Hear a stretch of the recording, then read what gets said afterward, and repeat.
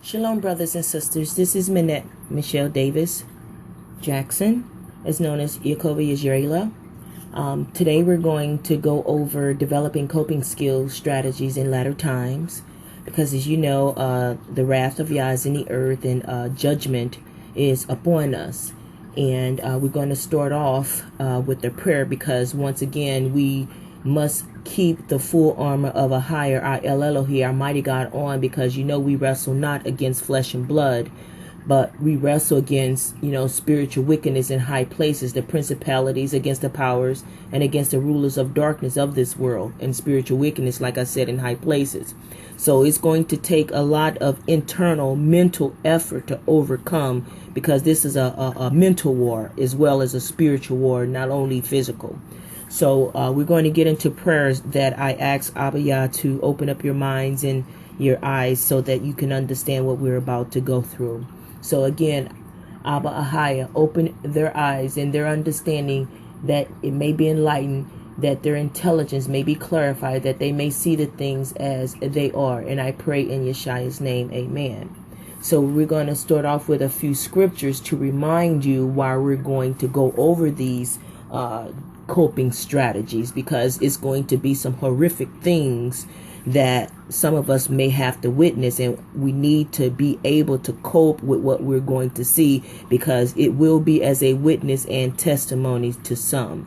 So we're going to start off with Deuteronomy chapter 4 verse 29 through 31. It says, "But if from thence thou shalt seek," and this is from the King James Version, because the Messiah, his brother was James. He said to follow James, so I only go by the King James Version, and any other book that I am have me to go over with you. So once again, we're going over Deuteronomy 4:29 through 31.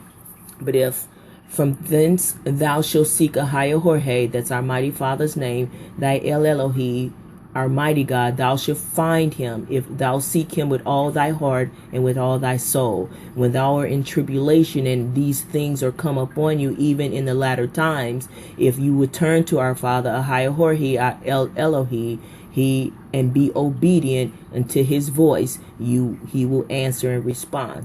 So verse 31, it says, "For a higher Jorge, our El Elohi, is a merciful Father, a merciful God. He will not forsake us, nor he will destroy us. And he asks that we do not forget his covenant of the fathers, which he swore unto us." So, unto him.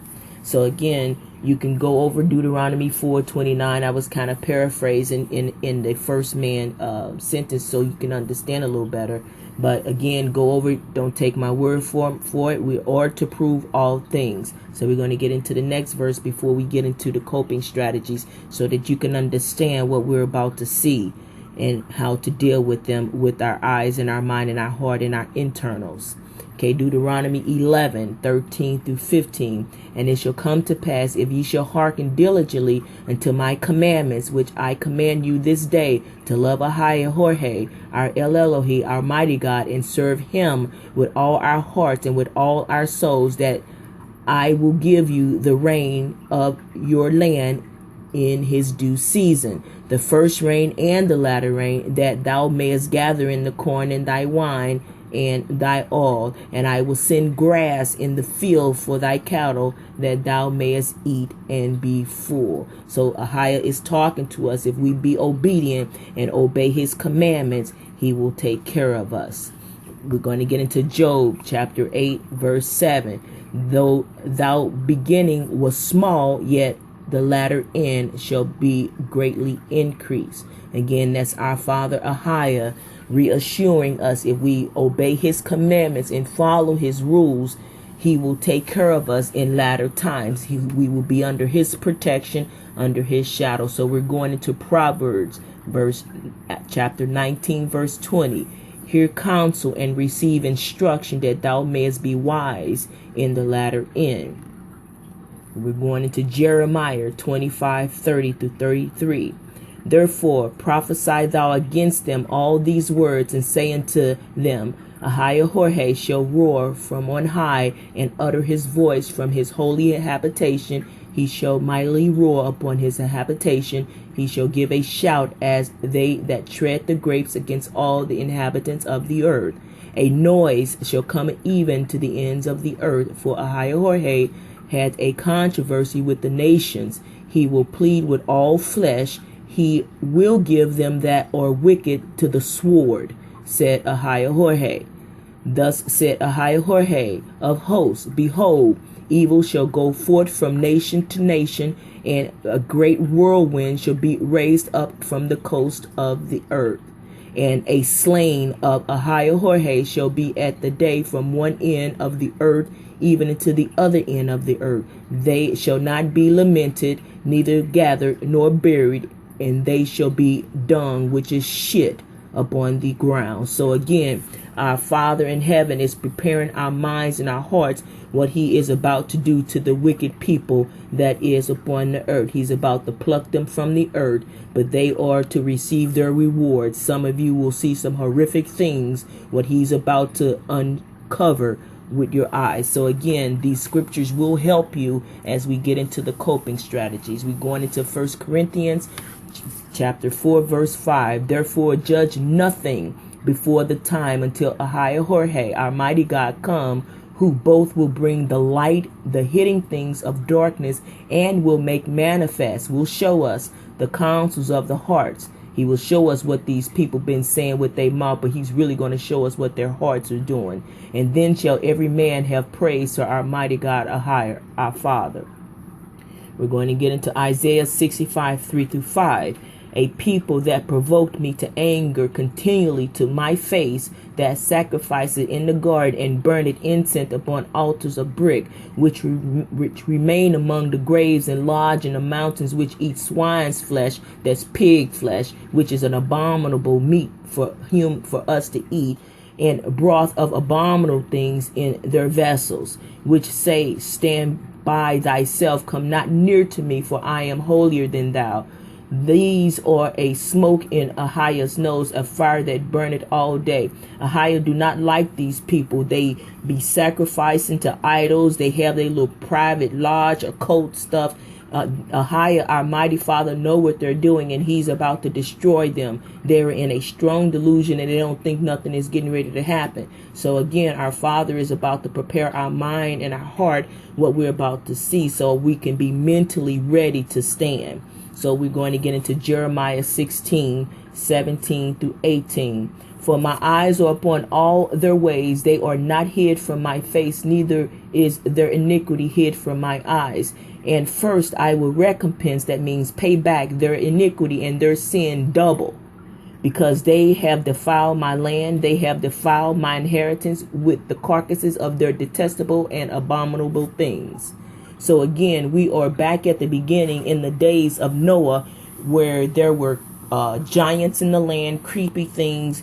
They mixing human with animals, mixing all kind of animal with animal, and this has to stop. So our Father Ahijah is in the earth, and he's in the earth as the son Yeshaya, and we're going to continue now with developing coping strategies. So we wanted to go over those few verses before we go over the coping strategies, because as you see, people going into churches killing people going to probably stop going to church, the big fall away, a whole lot of wicked stuff. The floods are going to show a lot of stuff that was hidden and underground and stuff, so you got to be prepared for what you're going to see. So let's get into developing new coping strategies.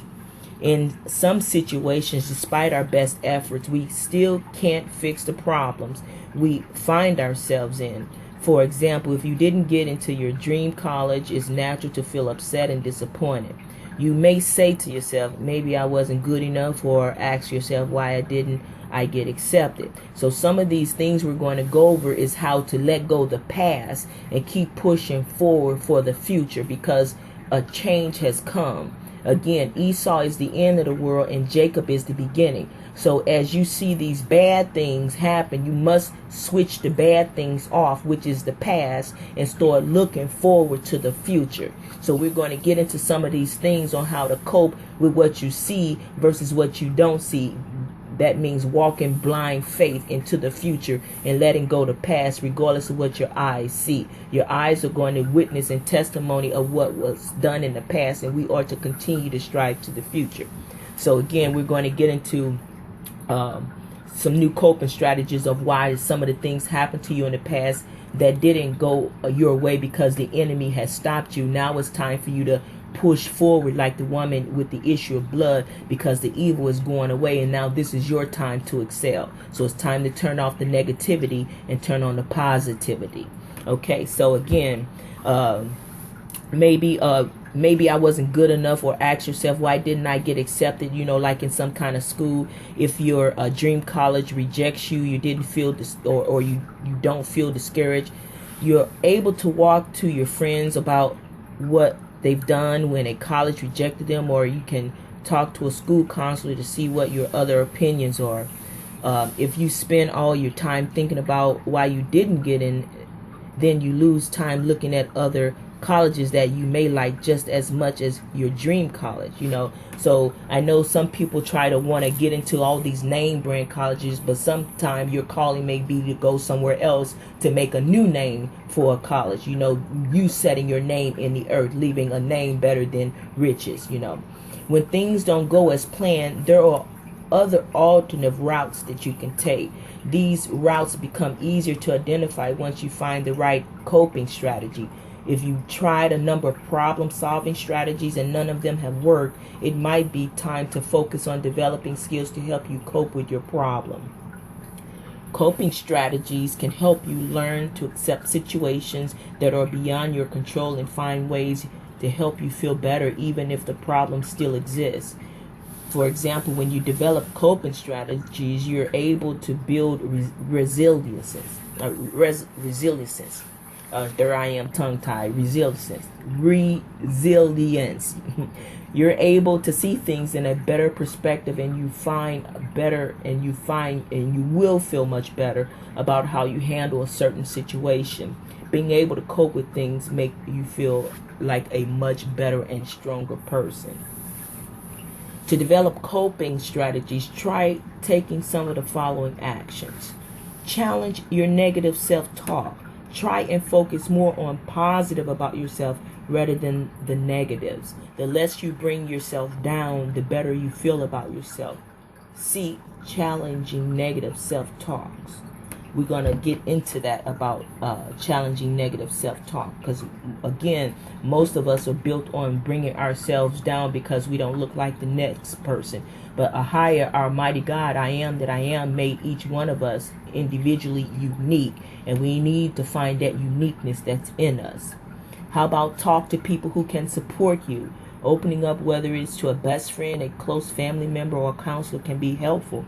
They may offer a new perspective or just comforting response to help you through. If you feel uncomfortable talking to someone in person, you can also call a helpline anonymously. There is always someone there to listen to you.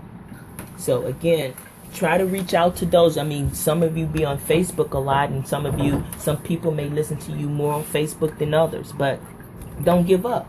Some of us are, as many of us call the black sheep of the family, meaning that we were placed in certain families to bring about change. And we always wonder why we were different in the family. This is why.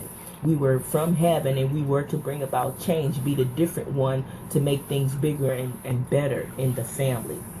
So we have to be those strong soldiers, those strong leaders, and say, no, I'm not going that way. A higher I am that I am have me going this way. We have to stand firm on our beliefs, on what we believe, what's on inside of us that's guiding us. And learn to relax. Breathe a little relief. A little relief can go a long way toward helping you reflect on a situation and what you can do for yourself. You may want to try deep breathing, long walk, or other tips on the relaxation, meditation, and music that'll help you relax. Distract yourself. Try not to spend all your time and energy thinking about your problem. Keep yourself occupied. Even a higher, our mighty God, I am that I am, say, try to focus on him with all our might, all our heart, and our soul. So think about some good things you would like to do with the Father, or when you see him face to face. Some things you like to talk to him about helping you with your dreams come true. Because that's what he's all about. That's what God means, guardian of dreams. To ask him to help you with your dreams. Ask him to help push aside these little demons that's stopping, your dreams. Have him to walk the path with you to show you how to do it, how to unravel your dreams. He's done it for me. I'm living proof. I'm talking to you. Okay? What about get involved in other enjoyable activities so that you don't focus exclusively on your problems? Practice acceptance. When you face with a difficult situation, an important question to ask is, what's the best thing I can do to resolve the problem? If there's anything you can do, it's important to work through the option one step at a time. But sometimes you might find yourself in a situation that you can change no matter how much you would like things to be different. Some things you just can't change. Some things you just have to walk into it and learn the lesson that it's teaching you, whether it's one of the 5 fruits of the Spirit, whether it's patience, kindness, self-control, joy. So all of us going through the tree of good and evil, and we have to, having to learn the fruits of the Spirit is mentioned in Galatians 5:22-23. Let's get into some examples. For example, you can't do much about your height, your age, most of your physical features, or the family you were born in. There are also things that have happened in your past you can't change. What has happened or has happened, and we can't change the past, but you can still change the way you deal with a situation in the future. So again, stop dwelling on the past, because that's what Satan wants you to keep staying in the past. He don't want you to forgive your past, but you have to forgive your past in order to learn and push forward to the future. The best way to deal with situations you can't change is to practice acceptance. So again, being humility, meaning thinking about other people than yourself. You got to be humiliated before, it's humiliation, and then you have to surrender and be under submission under Yah before you're honored. Okay? What about okay, Yah just gave you the horn about that. So coping strategies and resolutions. Is there a situation that you don't like? If you can change it, try working through the 8 steps in the problem-solving fact sheet that I will verbally talk to you guys about how to solve some problems. If not, see how you feel after trying to accept the situation, and what you can say to yourself to accept the situation. What sort of things you can do to get on with your life in a positive way in spite of your problems. So again, we're going to go over some steps verbally. I'm reading to you guys on how to get this. You teach one, each one teach one. Someone gave me the knowledge, and I'm passing a lot knowledge on to you to help you as well. So remember, the problems are a normal part of life, and that we usually feel better when we do something to resolving them rather than just dwell on them. But if you can't solve the problem, it's helpful to change the way you think about it. Practice acceptance and move on with life in a positive way. What is self-talk? We mentioned earlier we was going to talk about self-talk. Many of us say we have that conscious mind, something tell us in our mind, and we go back and forth. No, I'm going to do this. No, I'm going to do that. That's kind of like an example of self-talk. But let's get more in detail about it. What is self-talk? As we go about our daily lives, we constantly think about and interpret the situations we find ourselves in. It is like we have an internal voice that determines how we perceive every situation. We call this inner voice our self-talk, and it includes our conscious thoughts as well as our unconscious assumptions and beliefs. But we also know that these bodies are not ours, that they are our Heavenly Father's. He sits in the temple in the mind, guiding us. So when we hear that small, still voice telling us to do something, we have to, determine which spirit is it. Is it the Father talking to us, trying to guide us one way, telling us right from wrong, and we ignore his voice anyway and do it, and then we end up correcting ourselves and doing what the small, still voice told us anyway.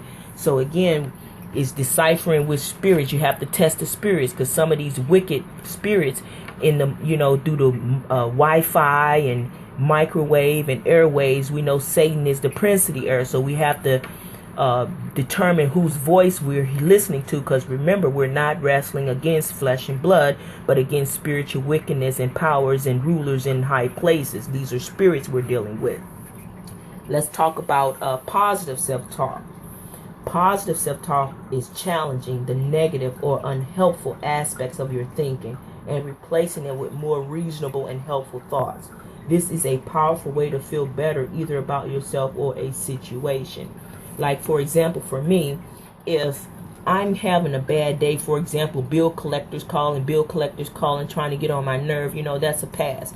I say my Father forgave my debt, and I forgive them for keep calling me. And then I look to the future. I say, okay, my Father is going to bless me with something greater, or to bless me with this. So you change it to something positive, and that positive start coming true if you believe. The more you believe, the more you will receive. It comes true. Okay, how about... let's talk more on negative self-talk so we can identify when we're talking about negative self-talk versus positive self-talk, and then you would know how to switch it off when it, as a result, if it happened. So an example of negative self-talk would be if you tell yourself that there is no reason to study for an upcoming test because you already know that you're going to fail, or you may not even try to study because you believe you won't pass regardless. However, if you believe that you will do well on the test or that studying will help, then you're much more likely to do well on the test. Don't doubt yourself. You're capable of achieving a lot more than you think. A challenge with negative self-talk is that what you think or say to yourself might seem true. You might assume that your thoughts are facts when in reality are based on your perspective or your perception. If you are feeling down on yourself for some reason, this lead to your thoughts becoming especially harsh. So again, try not to think down on yourself because you believe you failed in life. We're just going through growing pains and things are turning around. All those that had blocked us from our dreams, those people are going away. So it's time for you to stop thinking about negative and start thinking about positive, and think about the things you're going to do when these people go away. Start kind of creating your future in your mind, positive thoughts. So let's see what they say more on negative self-talk. Negative self-talk can also affect your self-esteem. When you feel down, it is likely that you're hard on yourself, and you might criticize and judge yourself unfairly. The worse you feel, the more negative you self-talk is likely to become. It can be helpful to put a more positive perspective on things. For example, challenge your self-talk by imagining it's a friend in your situation and reframe it based on what you say to them. You're often nicer to friends than we are to ourselves. So again, try to role play. So again, our mighty Father, our mighty God said it's just you and him. So when you think of somebody in these situations, think that person is a higher I am that I am in a different form, just testing you. He's testing you on your negativity. He's testing you on your positivity. So just try it. Whenever you look at a person, they being mean to you, being nice to you, just imagine it as the Holy Father. So continuing on. Challenge the negative or unhelpful aspects of your thinking, enable you to feel better and to respond to situations in a more helpful way. You can practice noticing your own negative self-talk as it happens, and consciously choose to think about the situation in a more realistic and helpful way. You might be surprised to realize how distorted some of your previous thoughts were before. So again, we're going to keep going and keep challenging ourselves. As soon as you hear something negative, turn it down, turn it around to positive. I used to say something like, no, this is not going to happen. And I'm like, no, it is going to happen. Sometimes we get those old sayings that's embedded in our minds, and we just say it out of just unconsciousness. So we got to get out of that and wake up our minds and listen to our words that we're speaking. Okay, what about challenging negative self-talk? Identifying self-talk can sometimes be tricky because it's so automatic, you might not even be aware of what's going on in your mind, your own mind. However, whenever you find yourself feeling depressed, angry, anxious, or upset, use this as a signal to reflect on your thinking. A good way to test the accuracy of your perception is to ask yourself some challenging questions. These questions will help you to check out your self-talk and see whether your current interpretations is reasonable. It can also help you discover other ways of thinking about your situation. Recognizing that your current way of thinking might be self-defeating and prevent you from getting what you want out of life. That can sometimes motivate you to look at things from a different perspective. Let's take a look at reality testing. What evidence supports my thinking or my thoughts based on fact or my interpretation of the situation? Am I jumping to negative conclusions? How can I find out if my thoughts are true? So again, when you're thinking about things and you trying to figure out if it's negative self-talk or positive, these are some ways you can test to find out which way your thinking is going. So again, number one is again reality testing. Again, we're going to go over what evidence supports my thinking or my thoughts based on facts or my interpretations of the situation. Am I jumping to negative conclusions? And how can I find out if my thoughts are true? What about number two? Alternative explanations. Or there are other ways that I could look at the situation? What else could the situation mean? If I were being positive, how would I perceive the situation? Is the situation as bad as I'm making it out to be? What's the worst thing that could happen? What's the best thing that could happen? What's most likely to happen? Is there anything good about the situation? Will this matter in 5 years? You know, sometimes what I do when I'm trying to solve a situation, some people call it the L7 that makes a square. You know, sometimes I call the constant as the root, meaning that those are the facts. And when I'm approaching a problem, I bring out my L7 or my square. And then I start asking these questions in the square. You know, the first square would be, is this situation as bad, as good as, you know, is I'm making it out to be? The other square would be, what's the worst thing that can happen? Then I start answering those squares. And then once I get my facts, then that fact start becoming a circle again until I approach another problem and make it a square. So that method might help some of you that know the L7 or the square when you're solving problems, to check every angle before you make a decision. What about goal-directed thinking?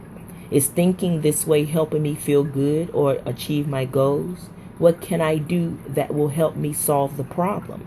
Is there something I can learn from this situation to help me in the future? Try it out. Think of a situation in the last week when you have found yourself feeling bad. You might have been feeling upset, stressed, angry, sad, depressed, embarrassed, or even guilty. Try applying some of those tools that we mentioned earlier to your questions and see how it works. For example, I tried on my jeans and I looked so disgusting and ugly and fat turns to I tried on my jeans and they were too small. You don't put yourself down. Can you see the difference? I'm going to say it again. I tried on my jeans and I looked so disgusting and ugly and fat. Turns to I tried on my jeans and they were too small. So you're not putting yourself down. You're just saying the jeans were too small. Another one. Sally said hi to me and I made a total idiot of myself. Change that to Sally said hi to me and I blushed and looked away. It's perfectly okay to be shy. Can you see the difference? I totally messed up that exam. I'm a loser and I will never get a good job. Turned it into I didn't do as well in that exam as I would have liked, but that doesn't mean I'm not going to get the job that I want. Can you see the difference? So we have to stop putting ourselves down. Okay, what about problem solving? We'll get into problem solving another day, but I just wanted to go over those problem coping skills with you starting today, and tomorrow we're going to go over problem solving, because all of these are mental tools that we will need in order to make it through these latter days. Again, I bless you and I will talk with you soon. And we thank Ahaya Jorge for his lessons learned. Amen.